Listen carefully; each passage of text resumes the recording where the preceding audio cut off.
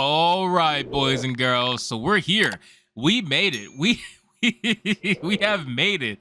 We have made it to episode number 3 of The Last of Us. And yes, the mask, guys. The mask has finally come off, and we're here. We're here. As I promised, I said that if they tried to pull some BS in this show, that I was going to talk about it in the reviews, and I promised you, and I'm going to deliver.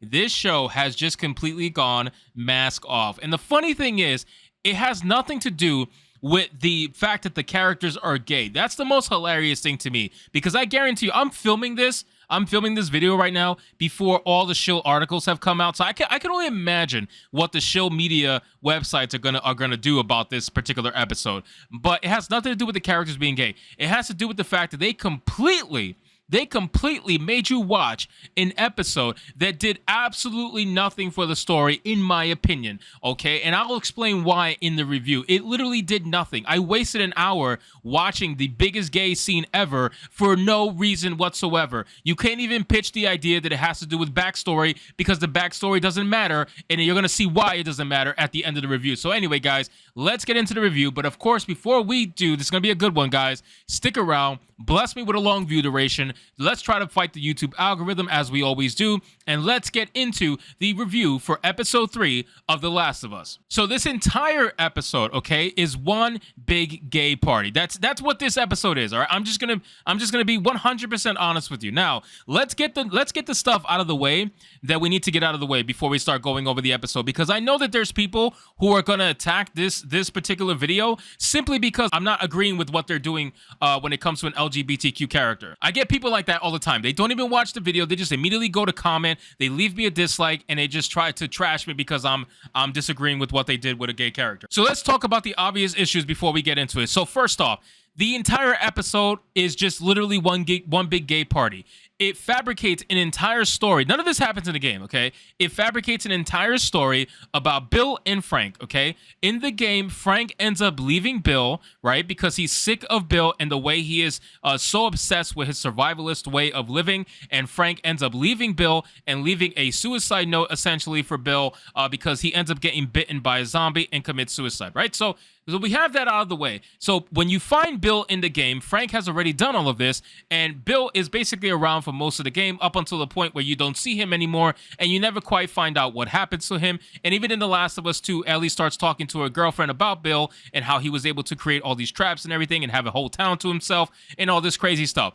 In this particular show, because they can't have LGBTQ people breaking up, they can't have LGBTQ people leaving each other bone dry, you know what I'm saying? So they need to create this completely falsified, ultra gay story just so they can preach about inclusivity and how amazing it is to showcase an LGBTQ relationship in the TV show. The entire thing is made up. None of this happens. Literally, none of it happens. And the argument that people are going to make is, oh, well, it gave us a ton of backstory. It gave us backstory on Bill and Frank. No, it didn't, because first off, the entire thing is made up, so you're not really getting any backstory that would have been relevant to the source material at all. And second off, it doesn't matter because Bill and Frank end up both dying at the end of this episode. So you gave us an entire 1 hour long episode of ultra mega gayland, and then it went nowhere. I couldn't even enjoy having an LGBTQ character on screen like all these inclusive people want me to. I can't even do it because when you show me a backstory for LGBTQ characters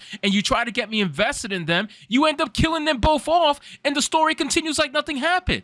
So like this whole thing, this whole entire fucking episode, and I'm going crazy because I was genuinely enjoying the first 2 episodes, as you guys can see, and now I'm pissed because you made me watch an entire pointless 3rd episode for an hour, and it basically fell flat, and now I have gained nothing. I've gained nothing. There was nothing sentimental about this. Like, it was all a lie. Its entire 3rd episode is a lie to try to push LGBTQ inclusivity in the TV show without telling the actual truth about what happened. It's an inconvenient truth, obviously, to talk about how Frank ended up leaving Bill. They don't want to talk about that, so they need to have them both together and growing old together, essentially. In this, you literally watched like the LGBTQ version of The Notebook. That's essentially what this show is. This particular episode was The Notebook, but the gay version. That's all it was. So let's get into the the actual breakdown and talk about it. So in the beginning of the episode, it starts off pretty normal. We see Joel and Ellie having a little bit of a conversation, and Joel starts to show some affection towards Ellie, granted in very small ways, where he like gives her food, for example, tosses her something to try to have a conversation. And Ellie has a little bit of an intense moment where she says to Joel, I'm not trying to say I'm sorry for what happened for Tess. What I'm trying to tell you is that I don't want to be blamed for something that wasn't my fault. I didn't ask to be here. You guys chose to take me. You guys chose to go on this journey because you needed something,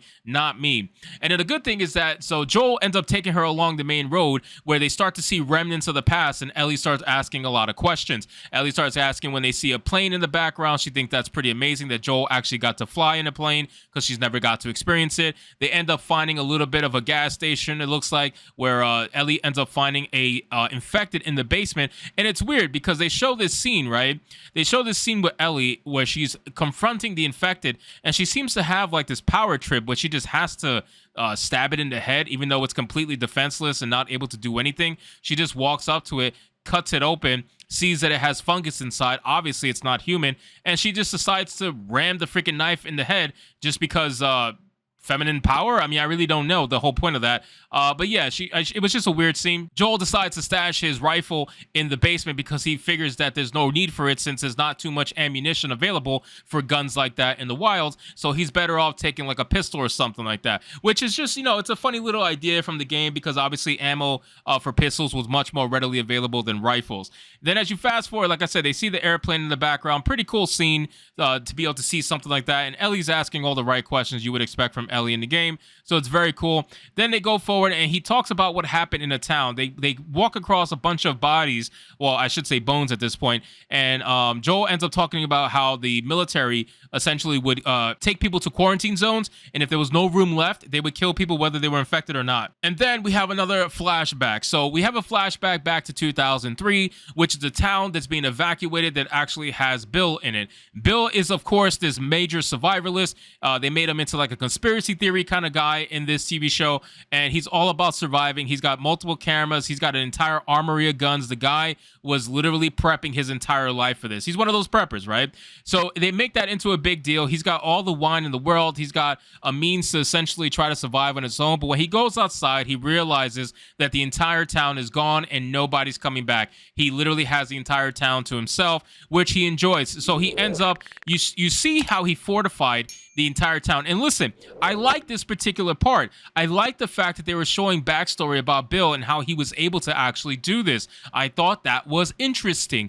But the problem with that is that it leads to nowhere, which is my biggest issue with this. So he ends up going to Home Depot, collecting a whole bunch of supplies. He gets a generator, goes to the electrical grid. He actually ends up controlling it to the point where he has gas, he has electricity, he has his own food supply, he has his own vegetables, fruits, and whatnot. He's hurting his own animals. The guy is fully resourceful on its own, and it goes throughout the years till eventually it showcases Frank, who ends up falling into a hole, and Bill ends up confronting him, and Frank ends up saying that he's not infected, that he's just got a bruise, and Bill ends up deciding to give him a chance and take him out of the hole. Frank ends up begging for food. Bill says to walk and leave him alone, but obviously Frank's not going to do that, and neither is Bill. Bill wants some companionship. Bill doesn't like being alone, and he obviously ends up accepting Frank. So we see little hints here and there of Frank obviously not being a straight character. I would even argue to say that Bill was very clearly not gay in this episode, at least not in the beginning. He was not a gay character. He even says he did what he did with girls. When Frank, you'll see later on in the episode. It's one major gay episode. I'm telling you, it's freaking hilarious. But anyway, let's continue. So he ends up taking a shower. He serves him food, and Frank cannot believe that Bill is capable of doing what he's doing. Like he's capable of surviving on his own the way he is, and cooking meals and enjoying life. Essentially, like nothing happened. Like Bill's enjoying life. That like literally that nothing happened. There's no infection. There's no nothing. He's enjoying life that way. And he's in his own little bubble that he's been able to self-maintain with wine, food, and everything. And he obviously gives it to Frank, who thoroughly enjoys it, who obviously is starving. So of course he's going to enjoy it. Now the chemistry between these two characters just seems weird. And I don't know if it's Bill acting like the actor who's playing Bill. He's acting so well that he's passing off that awkwardness onto the screen. It could be that, to be honest with you. But it seems very awkward, right? right? It seems like Frank is definitely major gay. Bill is not gay at all. And they just have this like companionship where it's out of necessity, right? So like they're the only two guys who are there for decades at this point, because remember, this is going to happen over a 20-year time span. So yeah, it's one of those things where I guess he ends up being gay for convenience sake. I'm not really sure. Frank ends up saying he's going to leave after being fed, but only after he gets to play the piano, which Bill obviously doesn't want him to do because that was his mother's stuff. Frank ends up playing and he's horrible at it. Bill ends up playing and he's great at it. And Frank ends up, I guess, falling for Bill almost immediately. It's kind of weird how fast Frank ends up falling for Bill. It's one of those things where it's convenient for the plot, obviously. And we have our first ultra gay kiss scene, which, like I said, it's fine because Bill and Frank are gay in the game, so it's fine. I expected this. I already knew that this was going to be a thing going into this episode. If you're watching this episode and you played the games and you weren't expecting this to be a thing, then something's wrong with you because you should have known that they were going to do this. However, Frank at some point should have left Bill. They should have showcased that and went into the actual storyline that happened in the game, but they completely pivoted. This entire thing is made up, and it's not made up in a good way. In the beginning it was, when they were showcasing Bill and his backstory and how he made the town into what it was, but then it completely deviated into something completely different. It's literally just a gay version of The Notebook. So obviously they share their first kiss and he tells them to get in bed. And I mean this whole thing is just, I'm telling you, it is ultra... It's like Brokeback Mountain kind of stuff. I'm telling you, but do you see the awkwardness in his face? Like, I don't even know if this actor is gay in real life. I have no idea. But to be honest with you, I think he's just playing it very well. He's playing the awkwardness extremely well, because he asked him, have you ever done something like this before? And he says, no, I've only done it with girls. And then he makes up this whole line about how he wants Bill to know that he's not a whore and that he's not doing this just for free lunches and stuff. And then he ends up getting on top. And I mean, listen, it's a whole... It's a whole thing. It's a whole thing. This entire episode is literally just that. It's Bill's and Frank's love story. It's a complete deviation from the first two episodes of The Last of Us. And the only people who are going to enjoy this TV series right now in this episode are going to be LGBTQ people. And chances are some people in that community probably won't even enjoy this episode because it's pointless. This entire episode is pointless. You give me all this backstory just for them to have a Notebook ending. It doesn't make any sense. But I'm going to continue. So fast forward, they end up having a government, and you can see, so one thing I will say is that they do showcase Frank's frustration with Bill and his ideology around survival, because Frank wants to introduce friends into the town. He wants to have people over for drinks and stuff. And then Bill ends up finding out that Frank's been talking to someone on the radio, a nice girl, he says, and the girl he's been talking to on the radio has been Tess. It's Joel and Tess, essentially, who end up going to the town, and they end up having a dinner with Bill and Frank, and they have this whole mosh. But Joel ends up essentially convincing Bill to allow him to smuggle stuff to Bill, and in return, they can kind of exchange, supplies and stuff with each other. Now, one thing I did like in this episode is that Bill is overly cautious to the point where he's eating with Joel, but with a gun on the table. I think that's really cool, and I think that shows just how cautious and smart Bill actually is, because this is really a Bill episode, and Frank is kind of like the side story, the love character. It's a Bill episode. But if you fast forward, the one thing I like is that Joel, everybody says Joel is very soft, right, in this TV show. I don't necessarily agree with that, but they say Joel's very soft. The line that I liked is that during the middle of the conversation, Joel essentially tells Bill to get that gun out of his freaking face. And I really liked it because it was a subtle yet tough, masculine way of telling him to get the gun out of his face before he basically puts one in his face. I enjoyed that. I thought that was a good line. So compliments to Pedro Pascal for really passing that off. So they end up disagreeing to help each other at this point in time, but of course they're going to help each other later down the road because they have no choice. Now, if fast forward, I think another few years back into 2013, which is 3 years later after the last scene, and then you end up finding out that they do smuggle with Joel and Tess because Frank has a surprise for Bill, and that surprise is that he bought seeds from Joel for strawberries, and he was growing strawberries in Bill's garden, and that's something they never had before. So it's a little moment that they share where they basically cry together and they embrace and they kiss and they hug, and that's the whole fucking episode. I'm telling you, this episode is just God, like I said, you had me in the first half. You definitely had me in the first half, and then you convinced me that this was gonna be good, but you just fabricated an entire story that went nowhere. You know what I'm saying? It went nowhere. And I know you went for this whole romantic thing. You got to showcase LGBTQ. You got to be inclusive.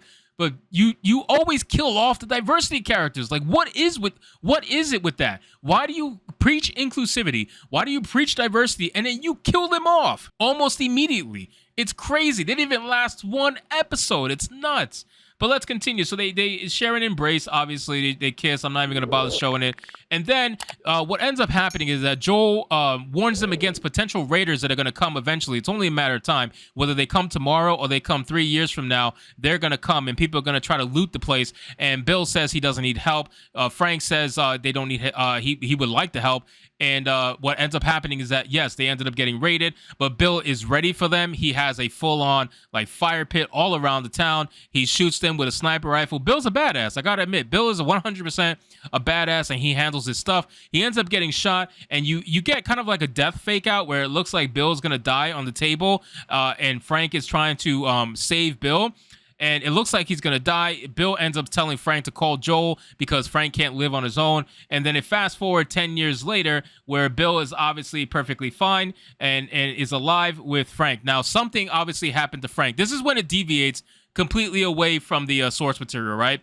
So in the source material, he ends up getting bit and gets infected with the cordyceps fungus, right? In this one, he gets a disease, and I don't know if they actually said what it was. All they said was it wasn't curable back in the normal world, so it's not going to be curable now. But he ends up getting a disease over the last 10 years that renders him essentially just useless. He's in a wheelchair. He can't really function very well. He ends up saying that he's very tired of living this way. But Bill obviously can't let him go. But Frank ends up deciding that this is going to be it. He's got to let it go. And he requests to Bill to have one final meal with him, dress together, get married, and then after all of that, to slip the pills into the drink and to basically let him kill himself. That's basically what's going to happen. Now, when you fast forward to that scene, let me go all the way forward. There's really not much to cover in this episode, I'm telling you, because not much happened. This was all one big romantic gay story, I'm telling you. Now, fast forward, you see them ended up getting married. They do their kiss, blah, blah, blah. Then they have their final meal. Then they look at each other, and he questions about the pills. He questions about whether or not it's enough to actually kill him. But Bill says that there's enough pills there to kill a horse twice over. When they share a drink, he basically Frank realizes that Bill is starting to tear up after he took his drink. And that signals to him that Bill also slipped pills into his own drink. So now you have Frank and Bill drinking enough pills to essentially kill them both. Frank says he does not support it, but he considers it very romantic. It is such a stupid ending. I'm telling you, this thing is trash, and it doesn't have to do with them being gay. I want to reiterate that because there's going to be a lot of people who are going to comment and say, oh, you just don't like it because it's gay. No, I don't like that you're trying to get me involved in the backstory of an LGBTQ character only to kill them off in the same episode, and it goes absolutely nowhere and supports nothing in the story. Literally, the story is the exact same from the second episode to the fourth episode. The only difference is we got to enjoy a nice gay party between Bill and Frank that went nowhere. It was stupid. This entire thing was stupid. There was no backstory to it. All it was to give Joel another sad moment in his life when Bill writes a suicide note, which should have been Frank's, but in the show, it's Bill's. He writes a suicide note that is messaged to essentially Joel or whoever's lucky enough to find it, but he pretty much assumes it's going to be Joel because Joel's the only one who knows the code to the gate. So he would technically be one of the only people who would know how to find it, which Ellie ends up reading the note, and then it leads to a sad moment where Bill ends up telling Joel to